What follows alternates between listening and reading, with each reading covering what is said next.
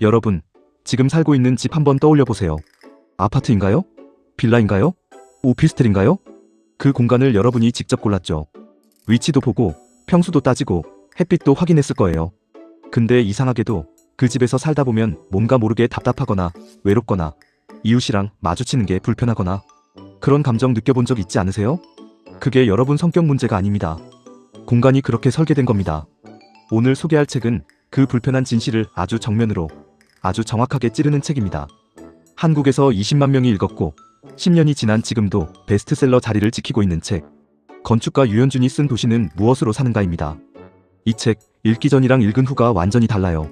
거리를 걸을 때, 카페에 앉을 때, 회사 사무실에 앉을 때, 심지어 클럽 앞에서 줄 설 때조차 세상이 다르게 보이기 시작합니다. 왜냐고요? 이 책이 공간 뒤에 숨겨진 인간의 욕망, 권력, 그리고 우리가 선택해온 삶의 방식을 전부 드러내 버리거든요. 자, 지금부터 시작할게요. 여러분, 이런 경험 해보셨어요? 강남 한복판, 테헤란로를 걷는데 왠지 모르게 빨리 지나치고 싶다는 느낌. 반면 홍대 골목이나 연남동 골목을 걸으면 발이 저절로 느려지고 이것저것 구경하게 되는 그 느낌. 왜 그럴까요? 단순히 강남이 차갑고 홍대가 힙해서? 아닙니다. 저자는 이걸 공간의 속도라는 개념으로 설명합니다. 인간의 눈은 1초에 처리할 수 있는 시각 정보의 양이 정해져 있어요. 걸으면서 시선이 자꾸 새로운 데 걸리면 걸음이 느려지고 눈에 걸리는 게 없으면 그냥 지나치게 됩니다.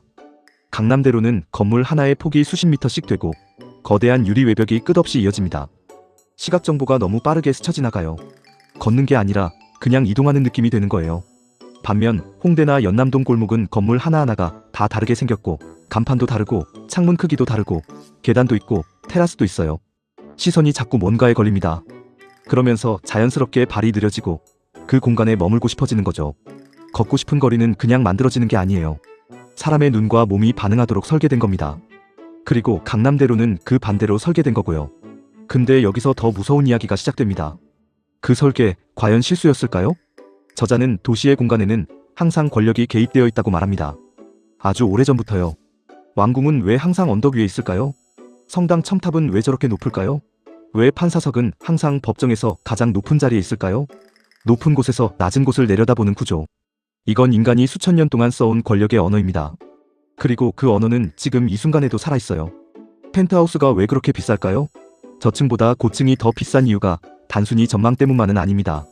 그 높이가 주는 심리적 우월감, 보이지 않으면서 내려다볼 수 있는 구조, 이게 값으로 매겨지는 겁니다.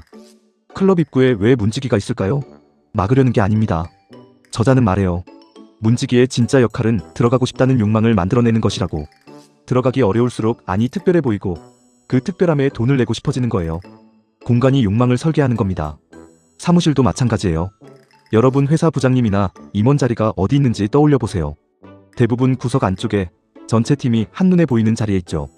이게 우연일까요? 아닙니다. 감시하는 자가 감시받지 않는 구조. 저자는 이게 벤담이 설계한 페놉티콘과 정확히 같은 원리라고 말합니다. 권력은 언제나 공간을 통해 작동해 왔어요. 왕궁에서 사무실까지. 자, 이제 조금 더 재밌는 이야기로 가보겠습니다. 성수동 얘기 한번 해볼게요. 요즘 성수동 진짜 핫하죠. 주말마다 팝업 스토어에 줄이 수백 미터씩 늘어서고 대기업들이 앞다퉈 성수동에 공간을 엽니다. 근데 왜 하필 성수동일까요? 감성이 있어서? 힙해서? 그게 다일까요? 저자는 완전히 다른 시각으로 봅니다. 성수동은 원래 공장지대였어요. 공장이 들어서려면 조건이 필요합니다.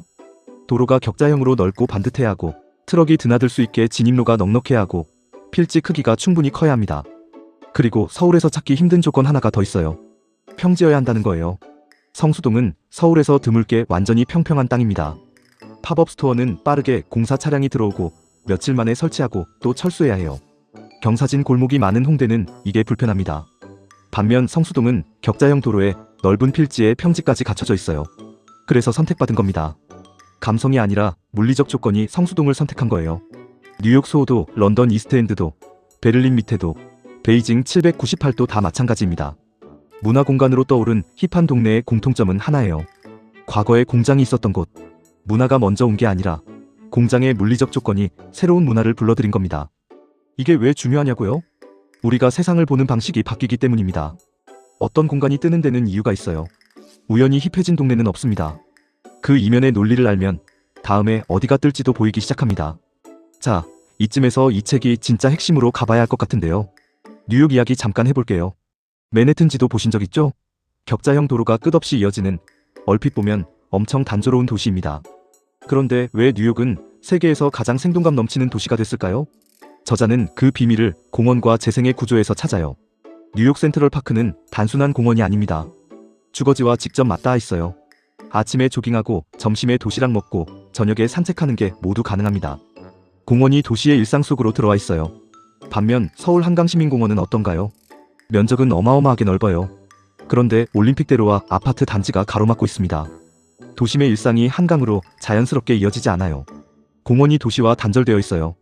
저자는 말합니다. 공원의 문제는 크기가 아니라 연결성이라고.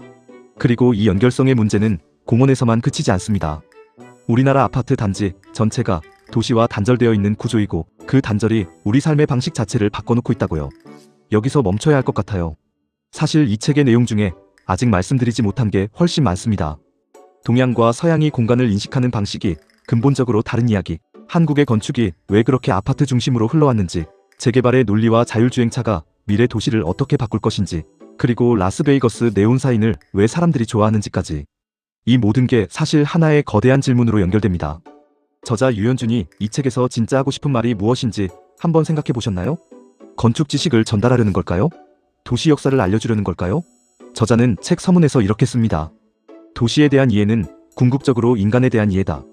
도시는 무엇으로 사는가라는 질문은 인간은 무엇으로 사는가라는 질문이기도 하다. 우리가 만든 공간이 우리를 만들고 있다면 우리는 지금 어떤 공간을 만들고 있는 걸까요? 골목이 사라진 자리, 담장으로 막힌 아파트 단지, 사람은 없고 자동차만 넘쳐나는 광장. 저자는 그게 전부 우리가 선택해온 가치의 결과라고 말합니다. 그리고 그 공간이 다시 우리 다음 세대의 삶을 만들어갈 거라고요. 이 책은 그걸 알고 있냐고 묻는 겁니다.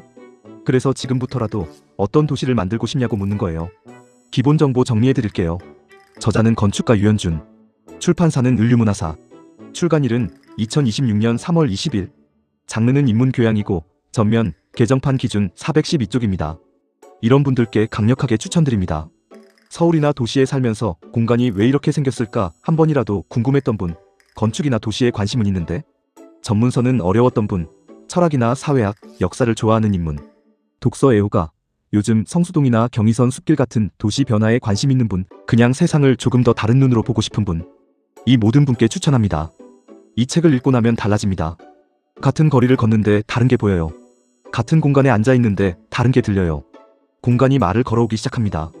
그 언어를 이해할 준비가 되셨나요? 오늘 영상이 도움이 됐다면 좋아요 한 번만 눌러주세요. 알고리즘한테 이 영상 밀어달라고 부탁하는 가장 좋은 방법입니다. 구독은 아직 안 하셨다면 지금 눌러주시고요. 앞으로도 이런 책 이야기, 공간 이야기, 삶을 다르게 보게 만드는 이야기 계속 가져올게요. 그리고 댓글로 꼭 알려주세요. 여러분이 살면서 어떤 공간이 가장 기억에 남는지, 혹은 이상하다고 느꼈던 공간이 있는지. 저 진짜 다 읽고 답글 달아요. 오늘도 끝까지 봐주셔서 감사합니다. 다음 영상에서 또 만나요.